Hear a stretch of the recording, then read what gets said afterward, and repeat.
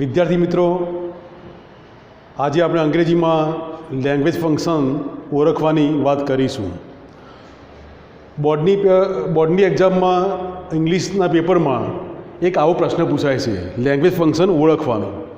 એના 3 માર્ક્સ હોય છે મિત્રો, યાદ રાખજો. એનો નમૂનો જોઈ લો તમે પહેલાં. આ રીતે કૌંસમાં ફંક્શન નામ આપેલા હશે, બરાબર, જેમ મેં લખ્યા છે એ પ્રમાણે. Expressing condition in the past, comparing habitual past, giving choice, expressing condition and doer is not important. આવા એક નમૂનો છે આ તો, બરાબર. એ નમૂનો તમને આજે હું એ નમૂનાની અભ્યાસ કરાવીશ, તો તમે કાળજીપૂર્વક અભ્યાસ કરજો, બરાબર, તો તમને વધારે આવડશે. આપણે ચાલો વાક્યને ઓળખીએ, બરાબર. આજે વાક્યને ઓળખવાના જ છે ખાલી. પહેલું વાક્ય, study sincerely otherwise you fail. Okay, અહીંયા અધરવાઇઝ છે મિત્રો, તો કન્ડિશન મૂકેલી છે આમાં કે અભ્યાસ સિન્સિયરલી કરો, નહીં તો નપાસ થશો, બરાબર. યુ વિલ ફેલ, તો આપણે શું કરીશું આમાં? એક્સપ્રેસિંગ કન્ડિશન મૂકીશું. જો મિત્રો મેં લખેલું જ છે કૌંસમાં, તો તમારે જવાબમાં શું લખવાનું? એક્સપ્રેસિંગ કન્ડિશન લખવાનું.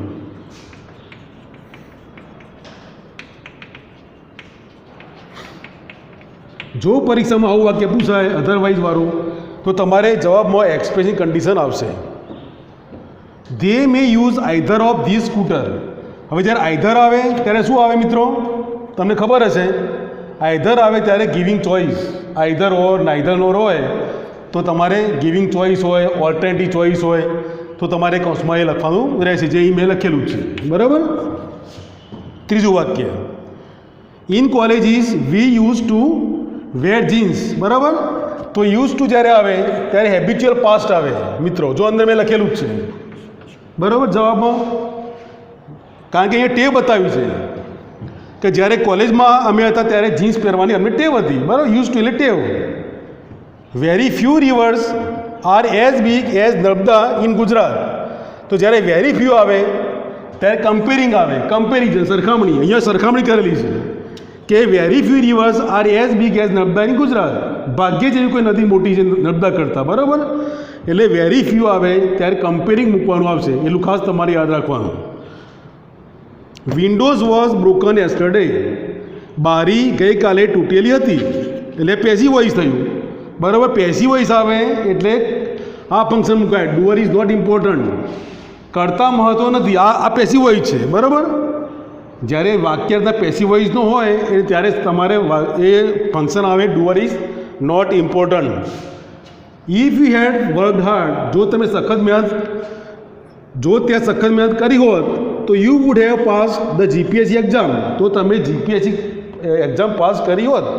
તો જ્યારે ભૂતકાળની કોઈ બાબત હોય, બરાબર, પૂર્ણ ભૂતકાળ, જ્યારે વાક્ય અહીંયા પૂર્ણ ભૂતકાળ આવે, હેડ પ્લસ પાસ્ટ પાર્ટિસિપલ, તો તમારે એ ફંક્શન આવશે expressing condition in the past. એટલું ખાસ યાદ રાખજો. જો આવી વાક્યરચના હોય ઇફ વાળી અને પૂર્ણ ભૂતકાળ અંદર આપેલું હોય વાક્યરચનામાં, તો expressing condition in the past આવે, બરાબર.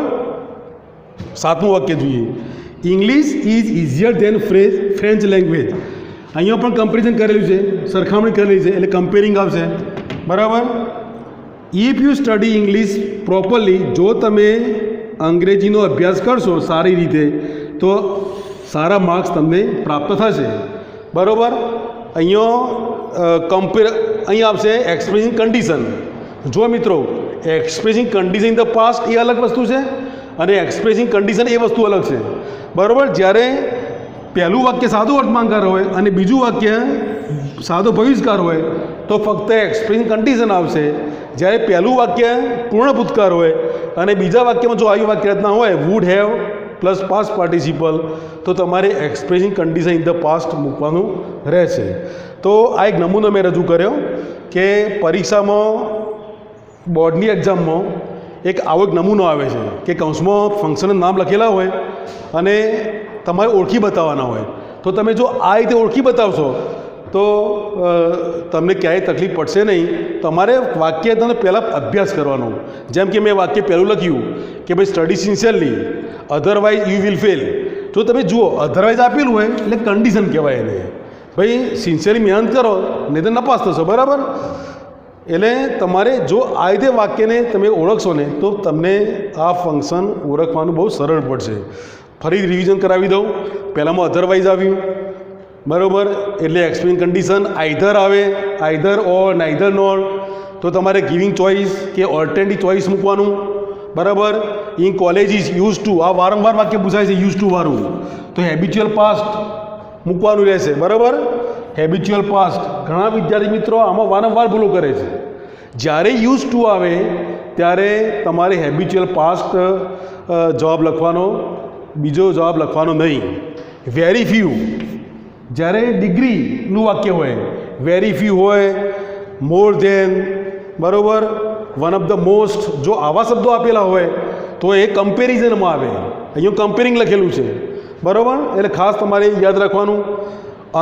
વિન્ડો વોઝ બ્રોકન યસ્ટરડે, જ્યારે પેસિવ વોઇસનું વાક્ય હોય, જે કર્તા મહત્વ ના હોય, પેસિવ વોઇસનું વાક્ય આપેલું હોય, અહીં કર્મ છે, કર્તાને પ્રાધાન્ય આપવામાં આવતું નથી પરંતુ કર્મને પ્રાધાન્ય આપવામાં આવે છે, એટલે એ ડુઅર ઇઝ નોટ ઇમ્પોર્ટન્ટ આવશે.